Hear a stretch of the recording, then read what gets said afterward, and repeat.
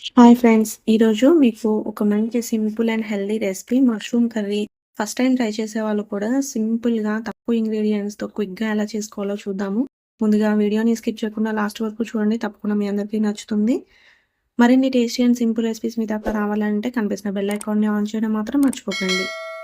ముందుగా mushroom curry అసలు ఎటువంటి మసాలాలు ఎక్కువ వేయకుండా సింపుల్‌గా ఎలా చేసుకోవాలో చూద్దాము. దానికోసం నేనైతే మష్రూమ్స్‌ని ఫస్ట్ నీట్‌గా కడిగి తీసుకోవాలండి. ఇదే కొంచెం టైమ్ టేకింగ్ ప్రాసెస్. ఈ పైన ఒక లేయర్‌గా ఫార్మ్ అవుతుందండి. ఈ లేయర్ మొత్తాన్ని కూడా ఖచ్చితంగా రిమూవ్ చేసుకోవాలి. అంతేకాకుండా ఇంకొక మెయిన్ ఇంపార్టెంట్ వన్ ఏంటి అంటే మష్రూమ్స్ మనం కట్ చేసుకునేటప్పుడు కింద పార్ట్ కాడలాగా ఉంటుంది కదా! సో, అది ఎక్కువ వేస్టేజ్ అవుతుందనేసి చాలామంది అది యూజ్ చేస్తారు.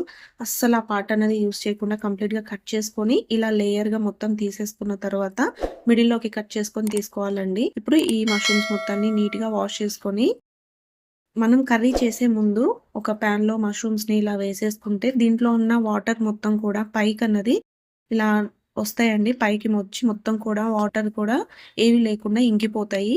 అప్పుడే మనం కర్రీ చేసుకునేటప్పుడు మష్రూమ్ అన్నది కొంచెం మెత్తగా, సాఫ్ట్‌గా ఉంటుంది. ఇప్పుడు పక్కన పెట్టేసుకొని, ఇంకొక ప్యాన్ తీసుకొని చెక్క, లవంగం, ఒక టేబుల్ స్పూన్ ధనియాలు, గసగసాలు వేసి మరీ ఎక్కువ మాడనివ్వకుండా కాసేపు ఫ్రై చేసుకొని మిక్సీ జార్‌లోకి తీసుకొని దాంట్లో కొద్దిగా కొబ్బరి కూడా వేసుకుంటున్నాను.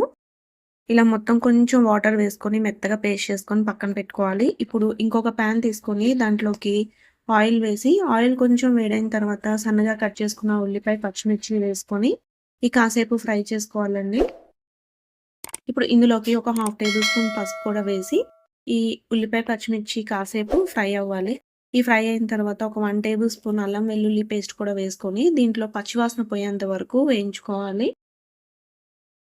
ఇలా వేగిన తర్వాత దీంట్లోకి ఒక 3 పెద్ద సైజ్ టమాటాలని నేను మెత్తగా పేస్ట్ చేసి, అది కూడా ఇందులో వేసేసుకుంటున్నాను. ఈ పచ్చితనం అంతా టమాటాలో ఉన్న పచ్చితనం అంతా పోయి పైకి ఆయిల్ సెపరేట్ అయ్యేంత వరకు ఇలా మూత పెట్టేసుకొని మధ్య మధ్యలో కలుపుకుంటూ ఉండాలి. చూసారు కదా! పైకి ఆయిల్ అంతా సెపరేట్ అయింది. ఇప్పుడు ఒకసారి మళ్ళీ కలుపుకొని మనం పక్కన పెట్టుకున్న మష్రూమ్స్‌ని కూడా ఇందులో వేసేసుకొని ఇప్పుడు ఇది కూడా ఒకసారి కలుపుకొని ఆల్రెడీ మనం స్పైసెస్‌ని గ్రైండ్ చేసుకున్నాం కదా! ఆ పేస్ట్ కూడా ఇందులో వేసుకోవాలి. ఇప్పుడు దీంట్లోకి మనం వాటర్ అన్నది మరీ ఎక్కువ వేసుకోకుండా చూసుకొని అడ్జస్ట్ చేసుకోవాలండి. ఇలా కొంచెం వాటర్ వేసుకొని ఇదంతా ఒకసారి కలుపుకొని ఇప్పుడు దీంట్లోకి ఉప్పు, కారం అన్నది వేసుకోవాలి. ఒక హాఫ్ టేబుల్ స్పూన్ ధనియాల పొడి, కొద్దిగా ఉప్పు, కొద్దిగా కారం, అలాగే కొంచెం గరం మసాలా పొడి కూడా వేసుకొని ఈ మొత్తం ఒకసారి కలిపేసుకోవాలి. కలిపేసుకొని కర్రీ అనేది బాగా చిక్కబడేంత వరకు, బాగా దగ్గర పడేంత వరకు కూడా మూత పెట్టేసుకొని మధ్య మధ్యలో కలుపుకుంటూ ఉండాలండి. నాకొక 10 నిమిషాల తర్వాత చూసారు కదా! కర్రీ అంతా బాగా దగ్గర పడి ఆయిల్ కూడా పైకి ఇలా సెపరేట్ అయింది. ఇంక కర్రీ కంప్లీట్ అయిపోయిందండి. ఇంతే అండి. మరీ ఎక్కువ మసాలాలు, మరీ ఎక్కువ కూడా ఇందులో ఏమి కూడా నేను ఇంగ్రీడియెంట్స్ అన్నది ఎక్కువ యాడ్ చేయకుండా సింపుల్‌గా ఇలా ఫస్ట్ టైమ్ ట్రై చేసేవాళ్ళు కూడా ఇలా చేసేసుకుంటే టేస్ట్‌కి టేస్ట్ బావుంటుంది. అంతేకాకుండా చాలా క్విక్‌గా అయిపోతుంది.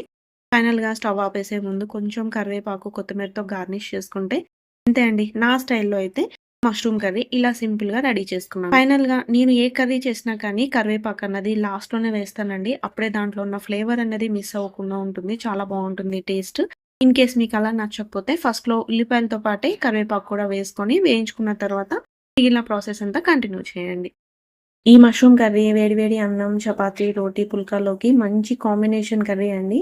నచ్చిందా రెసిపీ? మరి ఇంకెందుకు ఆలస్యం మీరు కూడా తప్పకుండా ట్రై చేసి మీ ఫీడ్‌బ్యాక్‌ని షేర్ చేయడం మాత్రం మర్చిపోకండి. మరిన్ని టేస్టీ అండ్ సింపుల్ రెసిపీస్ మీ దాకా రావాలంటే కనిపిస్తున్న బెల్ ఐకాన్‌ని ఆన్ చేయండి. ఈ వీడియో నచ్చితే గనక లైక్ చేసి సబ్స్క్రైబ్ చేసుకొని మీ ఫ్రెండ్స్ అండ్ రిలేటివ్స్‌కి షేర్ చేయండి. ఇంకొక మంచి సింపుల్ అండ్ హెల్తీ రెసిపీతో మళ్ళీ కలుసుకుందాం. Until then bye bye. Thanks for watching.